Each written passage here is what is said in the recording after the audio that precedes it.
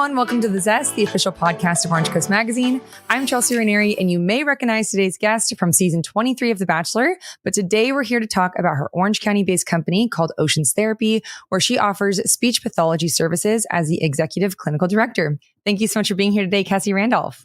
Hello. Thank you so much for having me. I'm so excited. Of course. And also, congratulations on your engagement. Thank you. I know it's kind of sinking in every time my ring is so distracting to me. Oh, I love that. The photos were gorgeous. Thank you. I know we definitely have to take more because it was a very casual moment. So I'm like, we need some official engagement photos. Yeah. So there will be more. Oh my God. No, my engagement, when we first got engaged, our photos were me hungover with botched Botox and no makeup. Oh my God. What a nightmare. Were you every photo's like this right now? Exactly. So I feel that we got some better ones later on, but wait, where were you? I must know the back. Oh yeah. We were actually right down the street from the condo that my mom got engaged in. So, and we ended up moving into the same condo. So he waited till we did that. But yeah, it was like a nice sentiment. And I looked like trash, but I fixed it later on. That's awesome. Well, there's many editing things that we can do these days. So exactly.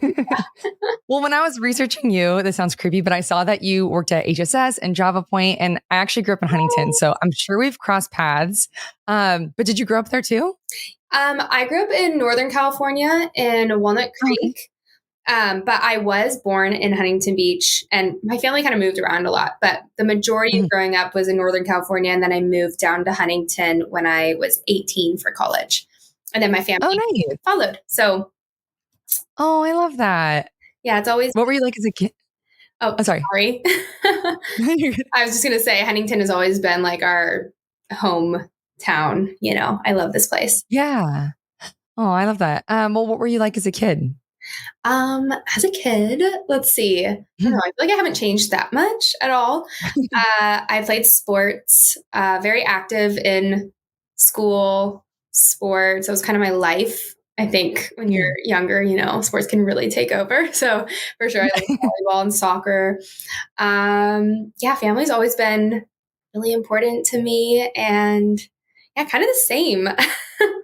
Yeah, I feel that. I'm very similar to how I was as a kid too. Yes, definitely. But as you mentioned, so you went to Biola University in 2013 and you majored in communication sciences and disorders, which is a super interesting major. What drew you to it?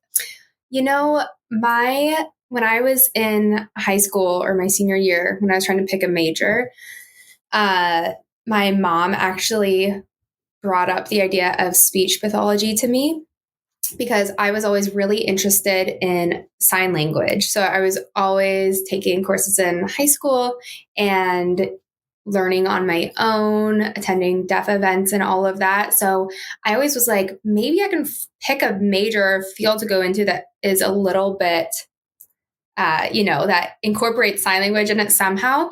And although speech pathology has so many different things, sign language is definitely an aspect of a part of speech pathology, but it's not entirely what I ended up going into. But that's kind of how it was initially brought up in my life. So my mom kind of brought it up, and she actually ended up going back to school for speech pathology as well, which no way. Fun. Yeah. She's my speech therapy assistant. She's my speech pathologist underneath my license. Yeah.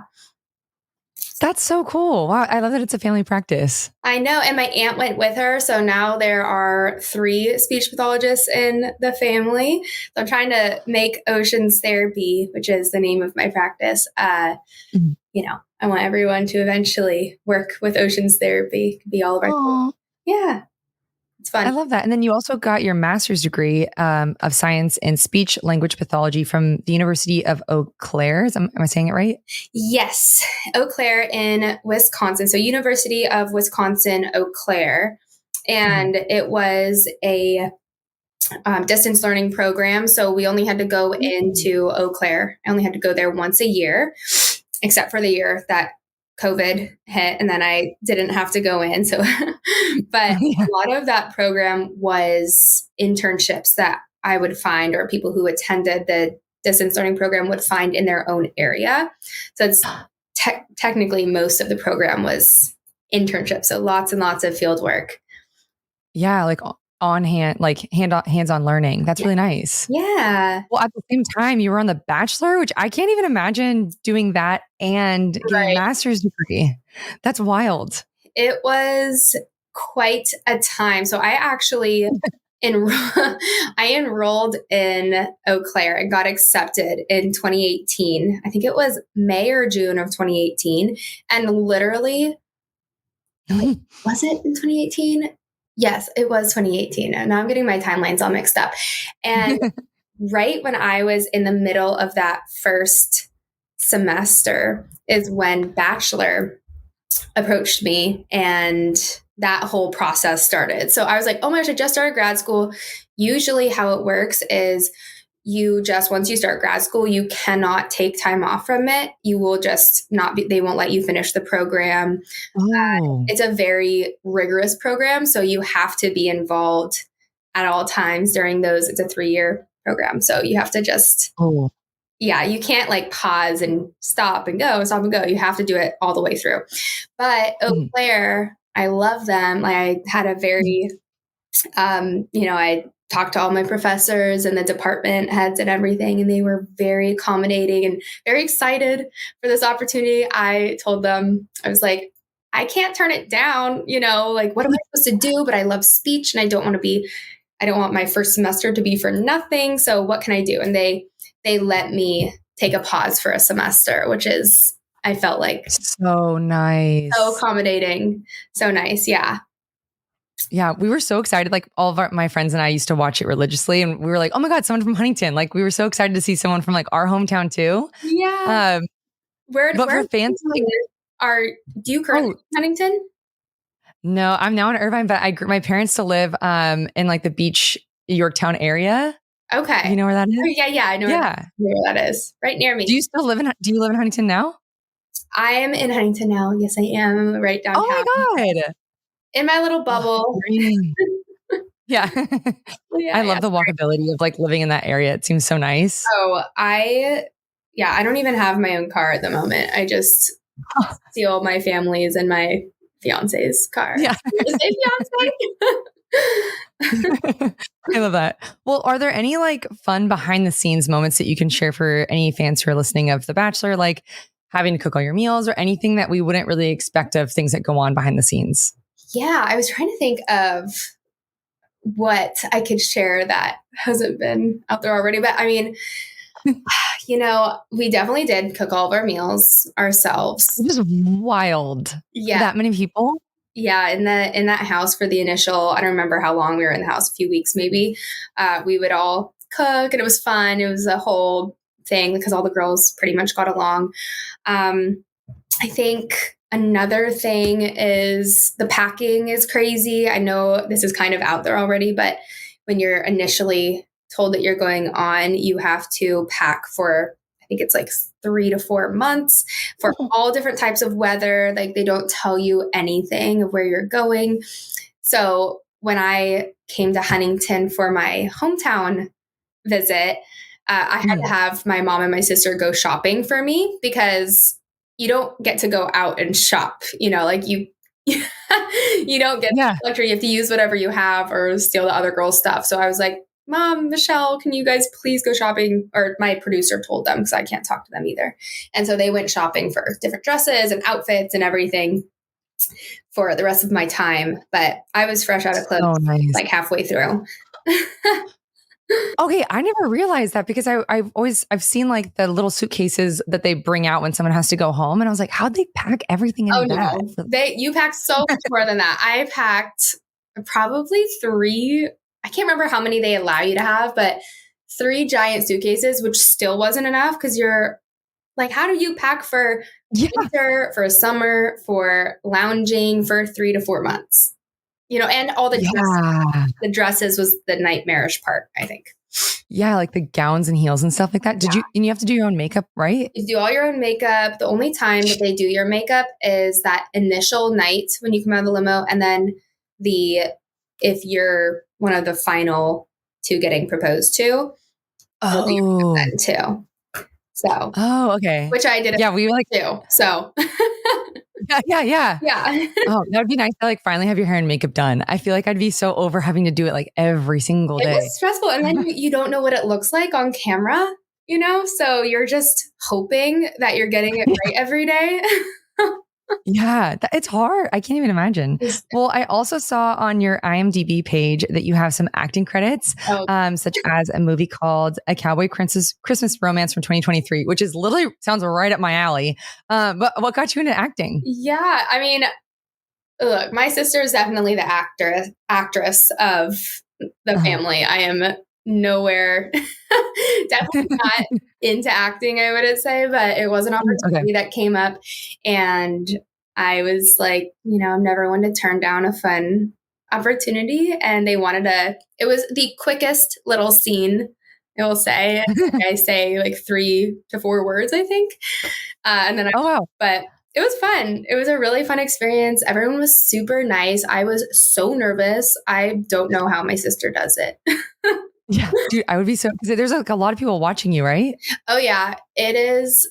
Well, I guess every set's different, but on the set that I was on, it was, I don't know. There was a lot of people, and there was extras too, dancing and stuff in the background. So everyone had to be really quiet. And it's probably this room of 40 people, I'd say. I'm really bad at those kind of estimates. I feel like 30 to 40. Really, it felt like that and like height. I'm like, I don't know. it felt like the whole world. But yeah, then everyone's really quiet, and then you say your little line, and then that's it. And we probably redid it like 30 times just to get lighting and angles and everything right. So Oh, wait, did that feel different than The Bachelor? Because I feel like I would be nervous like that first night when you have to like talk one-on-one with them and then the yeah. camera's like in your face and you don't know the person. Like, was acting more daunting than that? Yes, to me, 100%, wow. because you have to perform. I mean, okay, the first night on The Bachelor was probably the most nerve-wracking thing I've ever done. So maybe not compared to that first night, but once you're on it for a certain amount of time, you get used to the cameras and everything. And also you're not having to prepare for anything. It's more just you'd be you, and it's easier to kind of improv yourself. But yeah, I just felt like acting is, an art and a skill, and I don't do that typically. So it's scary for me. The only like performance part I can think of is when you first get out of the limo, did you have to do anything? Like, did they have you do anything crazy? I don't feel like I feel like you did a normal one, right? I did. Okay, so I initially wanted to get out of the limo, and I was either I'm just gonna be super normal or do something cute. So I was like, oh, maybe I'll release butterflies. That was my initial what I wanted to do. And then there was an issue with my idea. Apparently something with the network, we couldn't have live butterflies being released because of I don't know, some kind of regulatory animal thing. I don't know what it was, but I couldn't do it. So they were like, we will give you a box of butterflies inside the box. And I opened the box of butterflies and was like, they mean luck, or I don't even remember what I said. Oh, cute. I like that one. I mean, it's kind of funny. I feel like it was kind of silly now looking back on it. I should have just walked in, but it was something. No, I like that. I think that's fun. That's like a fun creative idea. Well, so you have more than 10 years of experience working in speech pathology. Can you explain what speech therapy is?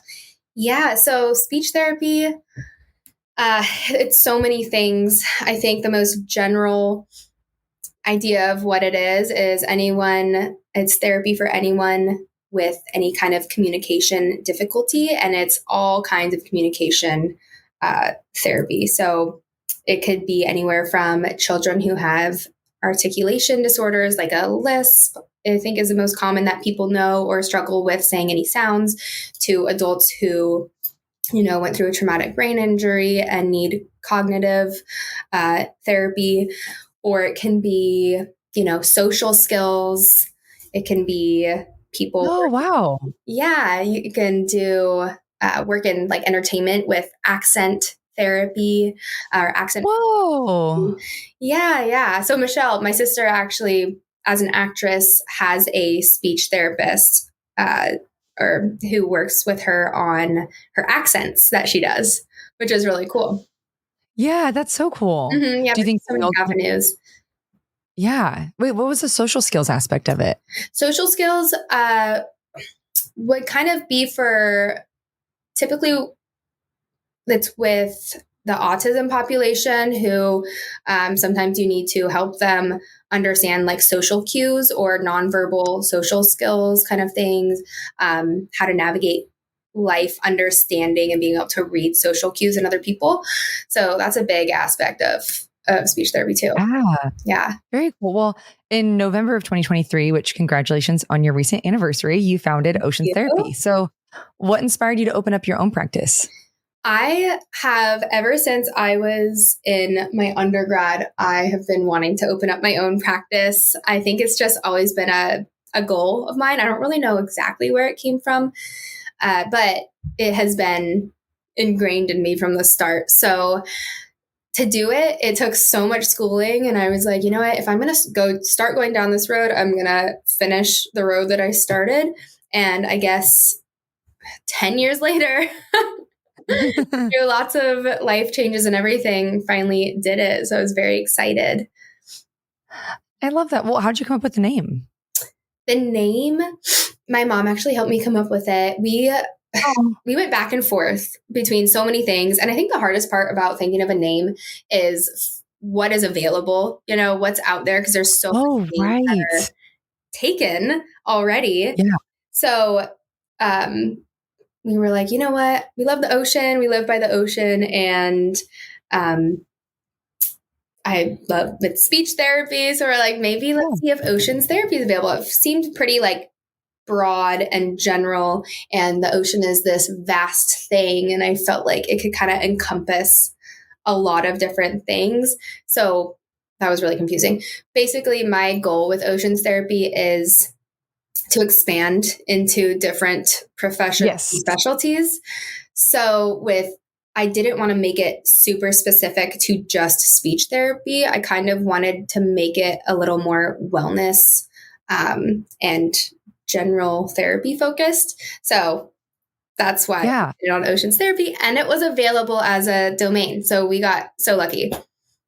Yeah, it sounds very calming. Yes. Too. Like Oceans Therapy. It's very nice. We wanted the whole aesthetic of it to be calming and wellness and that kind of vibe. Yeah. So who can benefit from speech therapy? There's so many people who could benefit from speech therapy. I feel like I could. I could too.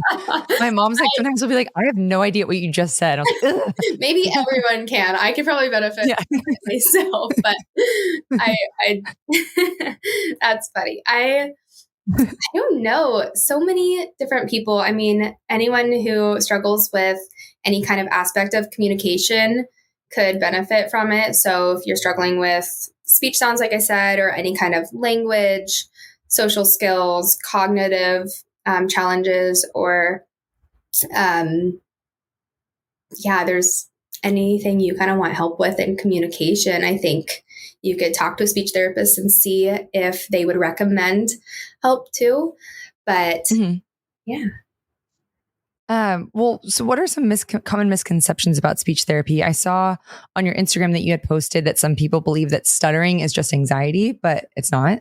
Yeah. I mean, there's so many little things like that I could get into depending on what the topic is in speech. But I think the largest misconception about speech therapy is it's only for children who have a lisp, right? It's only for children who have these, or people that you can obviously see that have a communication challenge, when there's so many different avenues to it that you could go into. And I think that's what makes it so fun for me, is because I have so many different types of clients that no day is the same and no client's the same. So it never gets boring.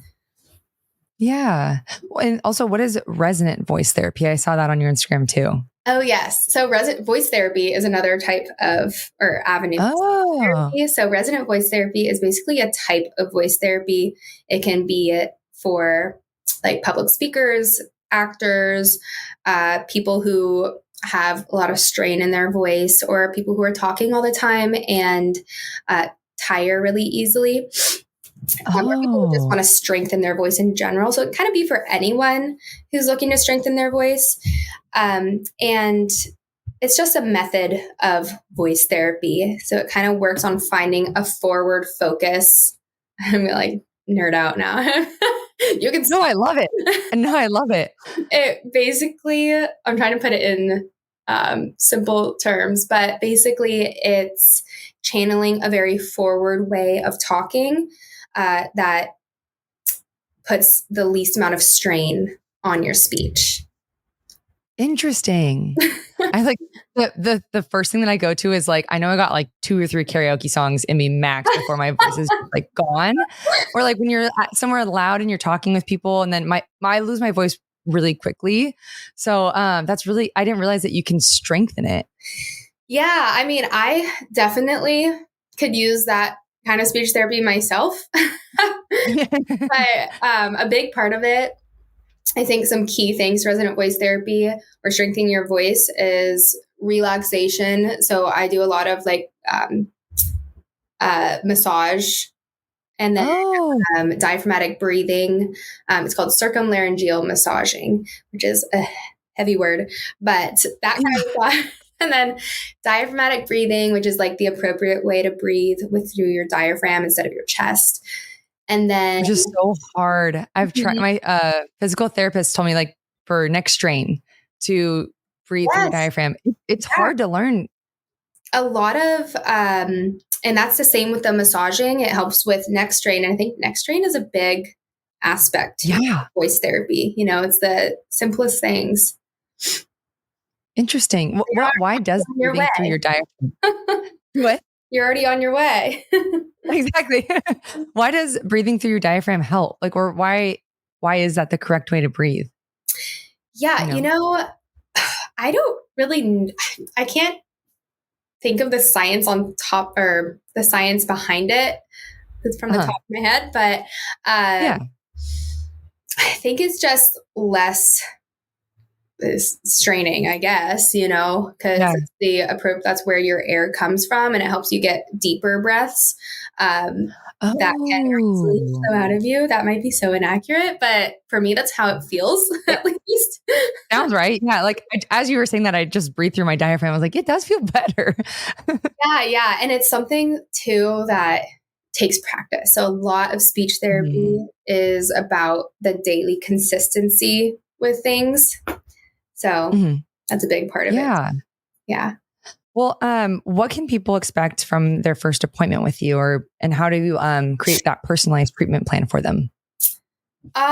So first appointment, we offer at Oceans Therapy a free initial consultation. So I will meet with you via Zoom or on the phone and kind of figure out if speech therapy, moving forward with speech therapy, would be the best thing for you, if we can accommodate that kind of therapy or whatever you're looking for. And then the next step would be to have an evaluation. So this would be like standardized assessments. We would meet for like an hour and a half to 2 hours, and I would write up a full report, create goals for you based off of what you would want, and then a full treatment plan, and give my recommendations for like therapy, frequency, and all of that. And then after that, we would get started with therapy. Amazing. And how often do you recommend people see you typically? It's totally based on the client. So it really depends. Typically it's 1 to 2 times a week. And wow.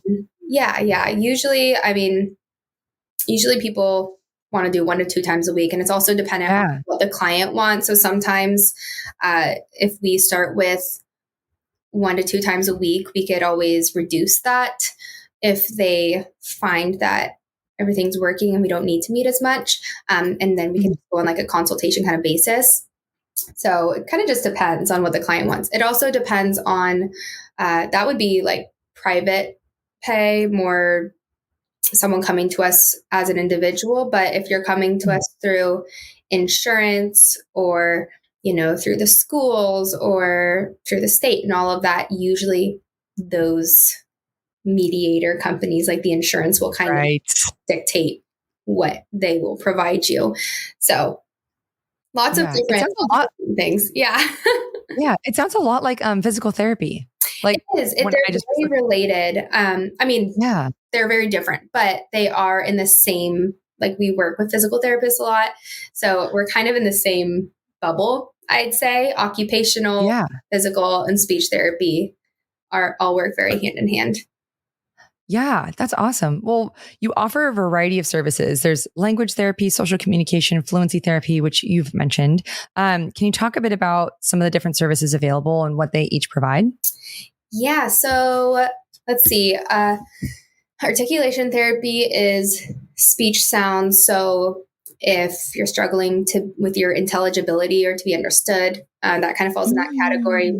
Fluency would be anything with fluency. So in like your prosody or, like stutter, a type of stutter, for example. And then social communication, like we talked about. So just pragmatics, how you understand social cues or nonverbal or verbal cues. Let's see, we offer, what were the other ones? There's language therapy. So this would be expressive or receptive language. So how much you can understand or how much you can express yourself. And then what were the other ones? I need to look up my list. I'm there's so many different. No, it was extensive. Like there's so many different areas that people can come to you for, which I really didn't know much about speech therapy before I started researching you. And it's such an interesting field. It's fun. I love it because there's so many things. Oh, I forgot. There's voice therapy too, which we kind of covered. Looking to strengthen their voice if they're having fatigue or have a vocal disorder. And then we recently added a reading and spelling program. So it's called the Barton Reading and Spelling System. And this is separate from speech therapy, but a lot of, I think more people than we realize really struggle with reading and spelling, which is huge, So we decided to offer that as a service. So we're now licensed in the Barton program, which is it's such a great program. I love it. And I've been doing it for quite some time now, but it really works. So we started to expand, which is great. Yeah. Only in under barely a year. Well, does dyslexia fall under that category as well? Yes. Yeah. It's actually very cool. It was a program that was created for dyslexic people specifically. However, it does anyone who's struggling with reading and spelling, it could also help them too. But yeah, dyslexia was the initial who it was created for. Yeah. Well, is there anything listeners can keep an eye out for? Anything that you're going to possibly expand to more in 2025 or anything else in your career that you want to shout out? I think 2025, I definitely just want to keep hone in on expanding the speech, expanding the Barton program. And then I would definitely love to get some more contracts. We currently are with Kaiser, Easter Seals, and Regional Center. And then we have our private pay clients on the side. But I definitely want to get into the schools. That's and it's hard. Oh my gosh, there's so much red tape. Really? Yeah. Yeah. It's crazy with any contract. I'd say that's the hardest part about starting a business in healthcare is all the red tape and the legalities of everything and the licenses and the paperwork. And it's a lot of work. But my brother actually, I should have led with this. My brother, sorry, Landon, he's my partner with Oceans Therapy. So yeah, he's great. He has been dealing with, he kind of heads the business side of things. And I mean, I obviously am involved in that as well, but I'll do more of the clinical side of things. So he's kind of been my rock through everything. And he's a great business partner. He's actually an engineering grad student right now. Wow. Which is so different from speech therapy, but he's very when it comes to business. So it's been really helpful having him there. That's awesome. Oh, I love that it's your brother, your mom, and your aunt. That's so cool. I wish I led with the fact that Landon helps me. It's just, but yeah, well, we got it in. Yeah. Well, we are coming to the end of our time, but before I let you go, I have three final questions for you that we call the thoughtful three. So, first of all, what advice do you have for someone who's looking to start their own medical practice? Yeah. I feel like I kind of just said something similar, but I would say starting a medical practice or any practice in the healthcare field or any practice in general, I guess, for that matter, there's a lot of hoops to jump through. You have to really pay attention to all the legal, rules and legal side of everything. So there's like federal, state, county, and city laws that you have to look at and you have to be very careful with. But once you kind of sort those things out, when it's done, it's done. So it's definitely worth it. But that has been the hardest part, I think, of this whole thing. And especially when getting contracts and stuff too, everything takes longer than you would assume. Yeah. Yeah. Yeah, that makes sense. I've been like putting off just changing my last name, and I got married 2 years ago just because oh of my gosh. all the things to go through. There's so I can't even many imagine. things that you have to change it for. Yeah, so many. And so it's like, I can't imagine having a whole business you have to do all this paperwork for. It seems like a lot. Oh my gosh, I haven't even thought about changing my last name now. Right? Yeah. Another thing to add onto the list. But yeah. Well, what advice do you have for someone who may feel apprehensive about starting speech therapy? I would say don't be nervous about it. It's all speech therapy should do is help you reach your goals that you have personally. And I mean, communication is such a vital part of life. And I think it's really neat that we get to, help people figure out how to best communicate their wants and needs. And I think it is a great thing for anyone. So don't be scared. It's all focused, or it's all so client focused that your goals are our goals as speech therapists. And we just want to help you. I love that. Well, lastly, what characteristics do you feel have helped you become successful? I don't know. I think, making your short-term and long-term goals and always sticking with them. I'm a big list maker. Maybe I make too many lists, but I love a list. I love a list. There's something so relaxing to me about making a list. It just helps me kind of focus. But yeah, I would say finding your long-term goals and things that are important to you and working every day, staying consistent in working towards them and not getting so overwhelmed by that goal that's so far away. Or if it seems so far away, being okay with just taking the baby steps, So, yeah. I mean, like with oceans, I was like, okay, by this time now, I wanted to, have so much more accomplished, but I'm like, you know what? Baby steps, and you can't get too much of yourself. Just stay consistent with what you want and push through the slow times or the low times when you feel down on yourself. Because there's just so many phases of life, Yeah, definitely. Well, thank you so much for doing this. It was so fun getting to talk with you. Thank you for having me. It was fun. It was so nice to meet you too. You too.